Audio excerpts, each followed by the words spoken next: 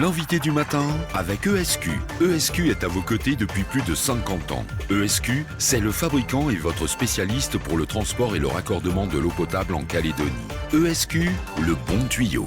Bonjour Jean-François Baudin. Bonjour Nicolas. Retour ce matin sur la proposition de loi du pays de l'éveil océanien sur le RUAM.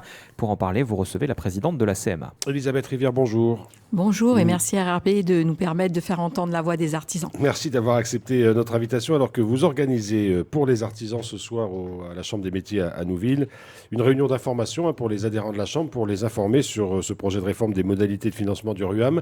Il y avait un besoin d'abord de réunir les artisans pour à la fois leur expliquer la réforme et peut-être aussi solliciter leur avis. Alors oui, je vais donc bien reprendre. Donc cette réunion est ouverte à tous les artisans ce soir donc à la Chambre de métiers de l'artisanat dans la salle de la Maison des artisans à 17h30.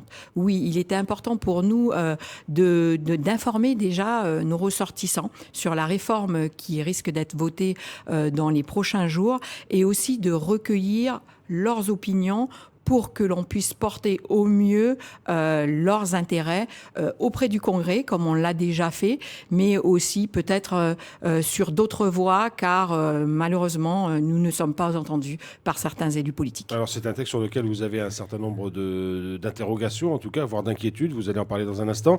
Vous le disiez, la CMA n'a pas été associée à l'élaboration de ce texte. Il a fallu que vous fassiez un peu de forcing pour vous faire entendre. Alors oui, on a dû faire du forcing. On ne nous a pas laissé rentrer dedans les réunions de travail.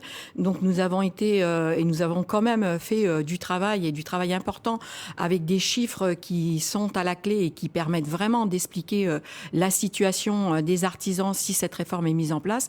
Donc nous avons été auditionnés au CESE. Nous avons quand même rencontré donc le cabinet de Monsieur Toucoumouli. Nous avons aussi rencontré Monsieur Toucoumouli. Nous avons aussi porté la voix des artisans auprès du Congrès où nous avons été auditionnés. Donc nous avons fait beaucoup de démarches, beaucoup de travail, comme je disais, chiffré et qui montre qu'il y aura un impact néfaste pour l'ensemble de nos ressortissants. Alors, il y a deux mesures principales dans ce projet de loi de financement du RUAM, et notamment la mise en place sur 3 ans d'un taux unique de cotisation au RUAM, notamment pour les travailleurs indépendants qui aujourd'hui échappent à cette disposition. C'est un point que vous jugez difficile ? C'est un point très difficile puisque d'ici donc cette réforme fera que le taux passera à 13,5%, soit du simple au double, et qui aura aussi une réduction sur les bas salaires.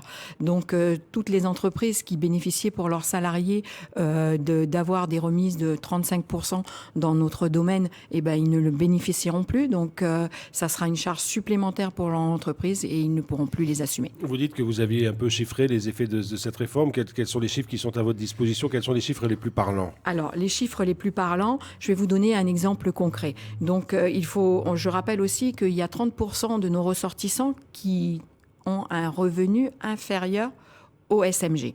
Donc, pour une personne, par exemple, qui touche 110 000 francs, aujourd'hui, elle paye 111 000 francs. Avec cette réforme, elle payera 2 fois plus, ce qui veut dire que sur 12 mois de revenus, elle devra en donner 2. Elle travaillera 2 mois pour donner cette cotisation. Alors, nous entendons bien sûr qu'il ne faut pas laisser ce RUAM dans l'état actuel, mais pour nous, ce n'est pas la bonne solution. Alors, quelle est la solution selon vous et comment rebondir sur cette proposition ? Alors, cette proposition, nous, on est complètement défavorable. On a toujours apporté donc cet avis. Nous serions plus, comme nous faisons partie du groupe NC Eco, nous avons travaillé, il y a des travaux qui ont été effectués et nous serions plus donc sur une assiette plus large de la CCS qui permettrait donc de contribuer et de faire contribuer tous les types de revenus, les revenus capital, immobilier ou immobilier. En quoi ce serait plus favorable pour les travailleurs indépendants ? Eh bien, tout le monde paierait et ça serait beaucoup moins important sur les charges. Ah, oui, oui, allez-y. Il faut aussi savoir que le gouvernement de la Nouvelle-Calédonie a fait une étude sur cette réforme et que l'on voit bien que cette réforme ne permettra pas de toute façon de combler le déficit annuel. Donc, et cette réforme, en plus, aura un impact néfaste. Ça supprimerait 300 emplois et ça enlèverait 3,6 milliards de pertes de consommation. Donc ces chiffres sont alarmants.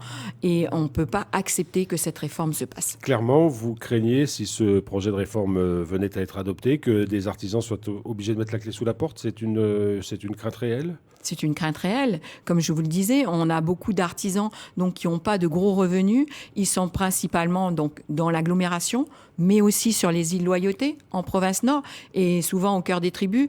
Et donc, ce seront les personnes qui seront le plus touchées et qui ne pourront plus exercer leur profession au plus près de leur lieu d'habitation et qui arrêteront ce métier de l'artisanat, malheureusement. J'en profite pour dire que vous organisez cette réunion à Nouville ce soir, le jeudi 16 février. Il y en aura une autre organisée à Conet la semaine prochaine. Tout à fait. Donc, nous allons aussi aller sur Conet et nous allons voir si nous pouvons aussi nous déplacer sur les îles pour informer aussi nos ressortissants des îles. Alors, ce projet prévoit aussi finalement une couverture sociale pour tout le monde, ce qui est avec la mise en place de Sto Unique. Aujourd'hui, on sait qu'il y a un certain nombre d'artisans qui n'ont pas de couverture sociale. Est-ce que ce serait quand même un bien de pouvoir faire en sorte que les artisans bénéficient tous d'une couverture sociale? Alors, bien sûr qu'il faut que les artisans bénéficient d'une couverture sociale, mais pas à n'importe quel prix. Aujourd'hui, les artisans coûtent 1 milliard, d'accord, au RUAM, et on va en prélever 3,5 sur les artisans. Donc, c'est pas acceptable. Nous ne pouvons pas les laisser dans cette situation. Donc, nous disons que même si il faut qu'on améliore les conditions des artisans pour avoir des droits, nous ne pouvons pas accepter cela. Et il faut savoir que quand même, puisque cette réforme prévoit qu'ils puissent bénéficier comme un salarié de toutes les prestations, ça va avoir un coût.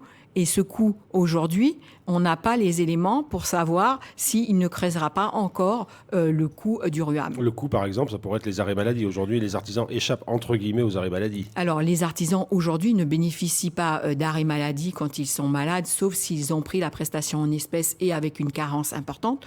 S'ils avaient cette couverture sociale, forcément, ils seraient comme les autres salariés avec 0 carence, mais avec quel coût pour le RUAM aussi. Alors, on voit bien qu'il y a des points forts d'opposition des artisans et de la Chambre des métiers par rapport à ce projet de loi. Il va finir, ce projet de réforme, il va finir par arriver au Congrès. Comment vous envisagez la suite de votre mobilisation? Est-ce que les réunions que vous aurez ce soir et puis la semaine prochaine à Conet seront importantes pour voir comment vous allez mener la suite de votre mobilisation éventuelle? Bien sûr, c'est pour ça qu'on fait ces réunions avec les artisans. On va entendre ce qu'ils souhaitent que l'on fasse. Alors, je suis présidente d'un établissement public et il m'est difficile de dire que je vais faire descendre les artisans dans la rue. Mais après, chacun prendra ses responsabilités et moi, je suis moi-même artisane.